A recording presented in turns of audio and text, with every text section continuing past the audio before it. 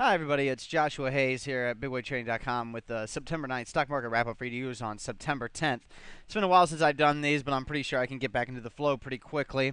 Let's go ahead and start with the Dow Jones Industrial Average. Look at the relative strength line since the November area, and as you can see, the Dow Jones Industrial Average has been very weak during this recent uptrend. That's been a pretty good sign because that means that there's been a lot of other stocks that have been doing well. One of those indexes earlier on was the NASDAQ index, but around July it started to lag.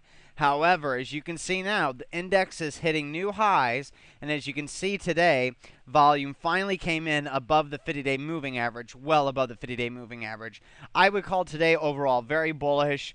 We'll see if it can continue because, as you can say, we've had a very strong previous 4 to 5 days. As you can see, a 4.74% gain in 4 days, and that looks good. And as you know, the New York Stock Exchange, the second day in a row of volume above average, that's very good. And as you can see right there, 4 days, 4.6% gain, all very bullish. S&P 500 hitting new highs also recently, and as you can see, volume above average, confirming the strength.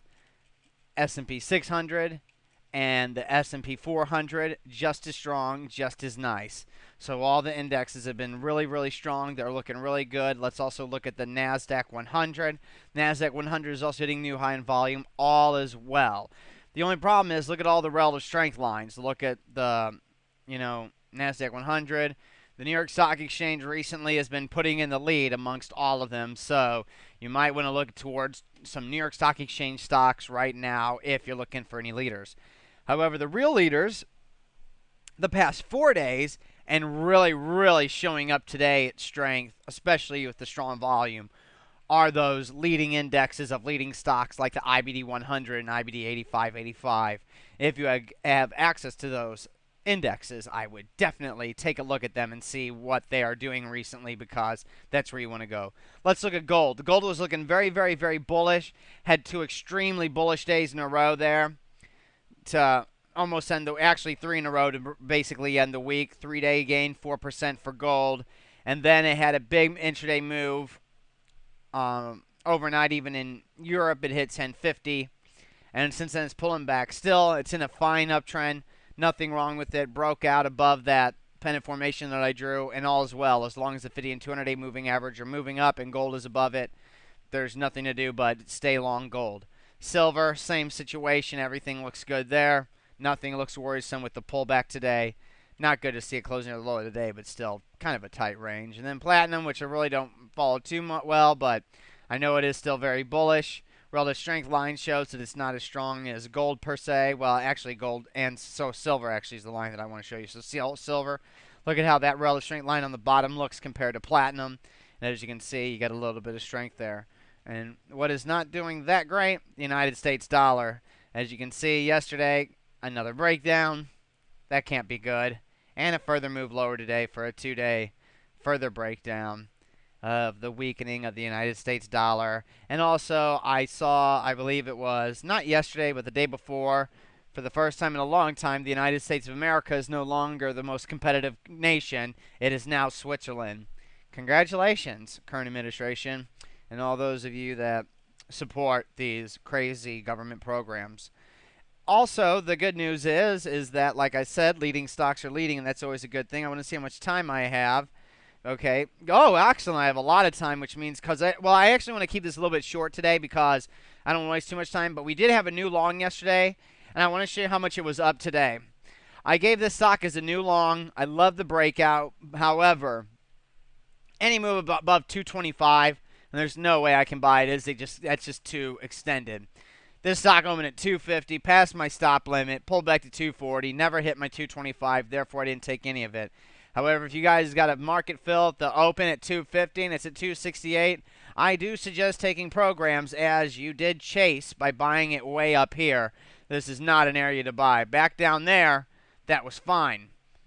And as you can see, it was a very nice chart pattern. Not perfect, obviously, but a lot of max green bop. Very quiet base, strong volume on the move, but not close to the 50-day moving average. So, and it's a $1.88 stock. But the big gap up, big move. Very, very nice. Also, 2 other new longs, 8% gain, 5% gain. They are doing well. One of the best moves that we had today in a cancel holding that we went long recently is HITK. HITK was a long back here. It is now a 38% gain, as you can see, in today's 24% gain.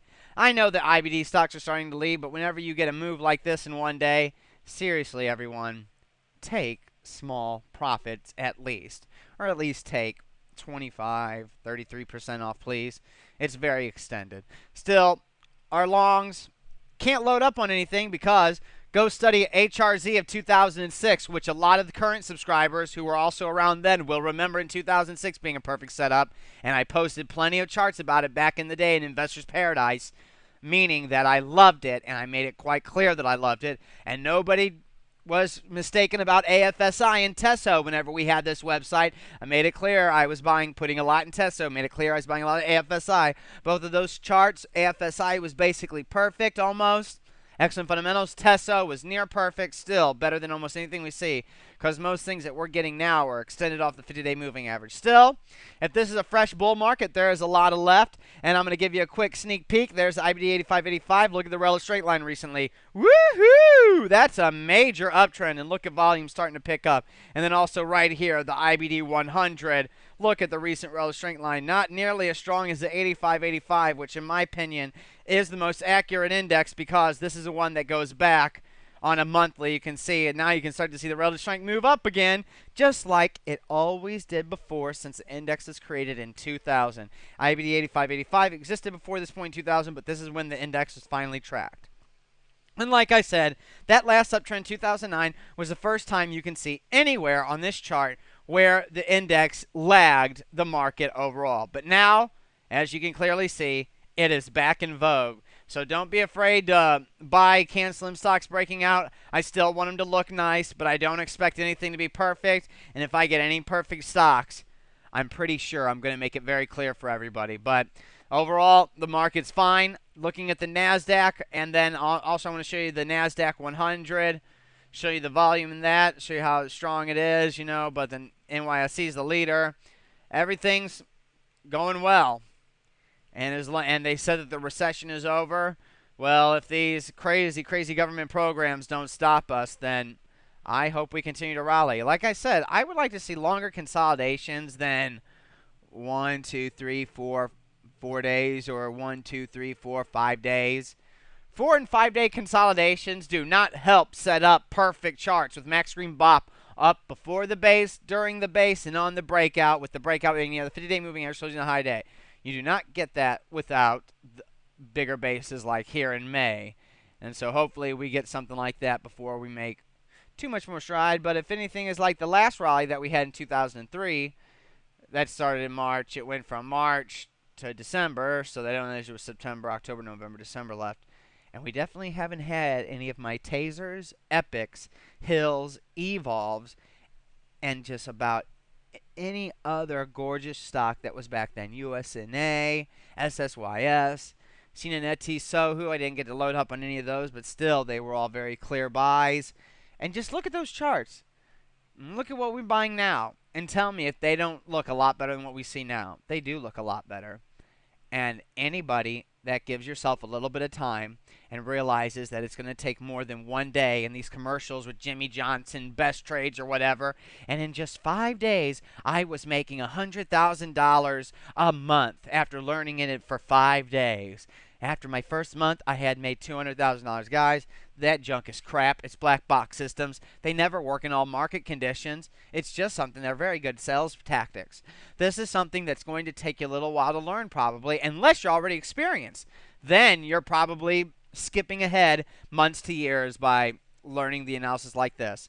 Like I said, it is extremely nice that we have the IBD 8585 leading this recent, move higher. That's very good, and I hope we start to see a lot more CanSlim quality stocks set up. If we don't, we don't. I hope we do. I'm going to go ahead and get this done. I'll be back with part 2 for subscribers after this. Everything will be updated before the morning, I hope. Aloha.